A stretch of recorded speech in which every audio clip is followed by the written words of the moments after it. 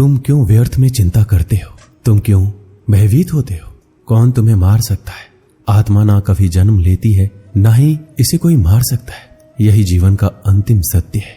जिसने मन को जीत लिया है उसने पहले ही परमात्मा को प्राप्त कर लिया है, क्योंकि उसने शांति प्राप्त कर ली है।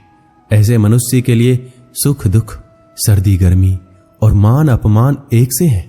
श्रेष्ठ पुरुष को सदैव अपने पद और गरिमा के अनुरूप कार्य करने चाहिए, क्योंकि श्रेष्ठ पुरुष जैसा व्यवहार करेंगे तो इन्हीं आदर्शों के अनुरूप सामान्य पुरुष भी वैसा ही व्यवहार करेंगे।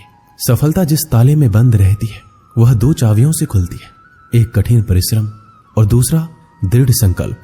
मैं भूतकाल, वर्तमान और भविष्यकाल के सभी जीवों को जानता हूं, लेकिन वास्तविकता में मुझे कोई नहीं जानता है। जो दान कर्तव्य समझकर बिना किसी संकोच के किसी जरूरतमंद व्यक्ति को दिया जाए वह सात्विक माना जाता है।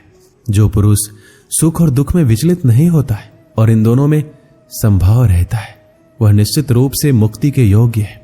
कर्म वह फल है जिसे इंसान को हर हाल में काटना ही पड़ता है, इसलिए हमेशा अच्छे बीज बोएं ताकि फसल अच्छी हो। जो लोग भक्ति में श्रद्धा नहीं रखते वो मुझे पा नहीं सकते, अतः वो इस दुनिया में जन्म मृत्यु के रास्ते पर वापस आते रहते हैं। मेरे लिए ना कोई घृणित है ना प्रिय है, किंतु जो व्यक्ति भक्ति के साथ मेरी पूजा करते हैं वो मेरे साथ है और मैं भी उनके साथ हूं।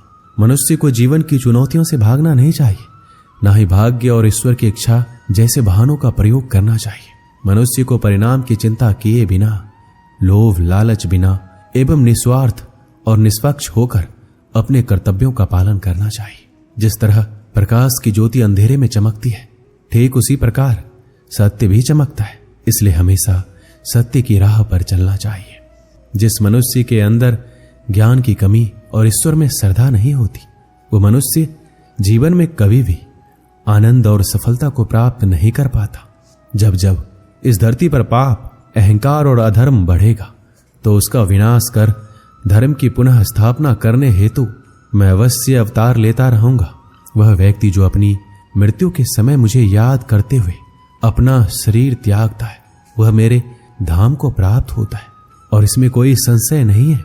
जन्म लेने वालों के लिए मृत्यु उतना ही निश्चित है जितना कि मृत होने वालों के लिए जन्म लेना। इसलिए जो अपरिहार्य है उस पर शोक मत करो। वो जो वास्तविकता में मेरे उत्कृष्ट जन्म और गतिविधियों को समझता है वह शरीर त्यागने के बाद पुनः जन्म नहीं लेता और मेरे धाम को प्राप्त होता है। जो होने वाला है वो होकर ही रहता है और जो नहीं होने वाला कभी नहीं होता। ऐसा निश्चय जिनकी बुद्धि में होता है उन्हें चिंता कभी नहीं सताती है। अपने परम भक्तों जो हमेशा मेरा स्मरण या एक चित मन से मेरा पूजन करते हैं, मैं व्यक्तिगत रूप से उनके कल्याण का उत्तरदायित्व लेता हूं। जो कोई भी व्यक्ति जिस किसी भी देवता की पूजा विश्वास के साथ करने की इच्छा रखता है, मैं उस व्यक्ति का विश्वास उसी देवता में दृढ़ कर देता हूं। अच्छे कर्म करने के बावजूद भी लोग केवल आपकी बुराइयां ही याद रखेंगे, इसलिए लोग क्या कहते हैं इस पर ध्यान मत दो। तुम अपना कर्म करते रहो। मानव कल्याण ही भागवत गीता का प्रमुख उद्देश्य है। इसलिए मनुष्य को अपने कर्तव्यों का पालन करते समय मानव कल्याण को प्राथमिकता देना चाहिए।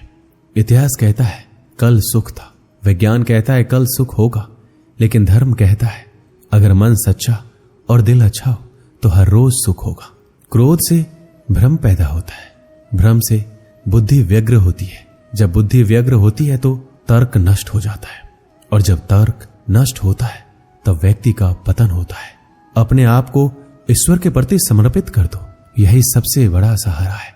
जो कोई भी इस सहारे को पहचान गया है वह डर, चिंता और दुखों से आजाद रहता है। मनुष्य को अपने कर्मों के संभावित परिणामों से प्राप्त होने वाली विजय या पराजय, लाभ या हानि, प्रसन्नता या दुख इत्यादि के बारे में सोचकर चिंता से ग्रसित नहीं होना चाहिए।